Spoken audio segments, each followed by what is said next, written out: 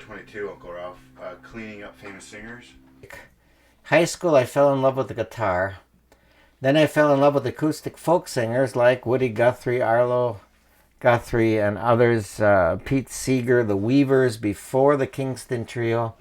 Never dreamed that our soap would tie me into music in this way.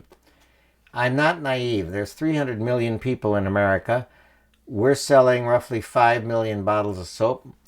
Many of our fans are buying 2 or 3 a year of those soaps, so that we are probably known among 1 to 2 million of the 300 million Americans. So that's only about 1 or 2%. In acoustic music or regular music, the love of our soap goes up to somewhere around 70 to 90%. I can almost take it for granted that a folk musician, an acoustic musician, will love our soap. Maybe it's the naturalness of acoustics.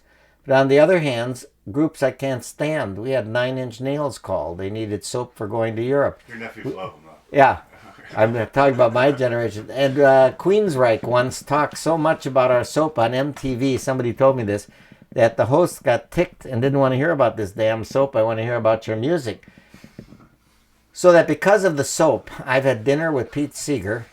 The two things go together. Most acoustic folk musicians and their music love the common people and help the earth. They don't just sing about love and so on.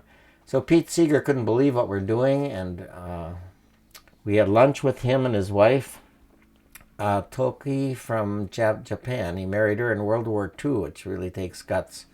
Arlo Guthrie. James Taylor is nuts about the soap. I've dropped it off for Michael Stipes, Tom Paxton, and then a whole range of folk music.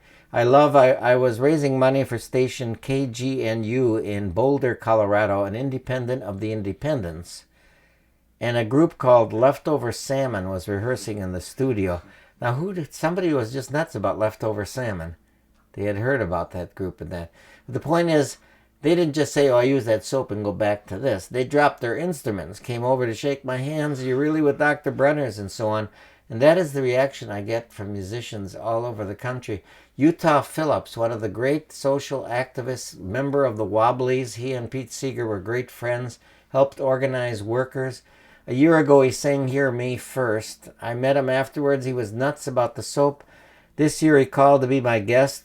The afternoon, and this is the kind of afternoon I want a singer to do. He was speaking to 65,000 Hispanics on this immigration bill. And we bonded so well that he was my guest at breakfast along with Larry Penn and a famous Wisconsin singer and their wives.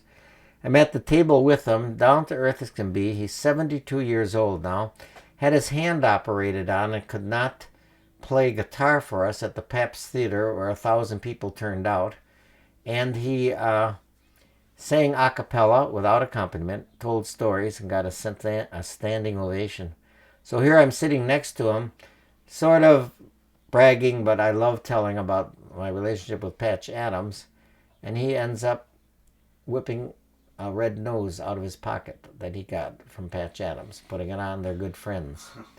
Many of the people that we love that are activists for social causes weave in and out of each other, so that Joan Baez would know Utah Phillips, who would know Pete Seeger, because they show up at meaningful concerts. Mothers Against the War, Patch Adams wore a pink dress to one of those.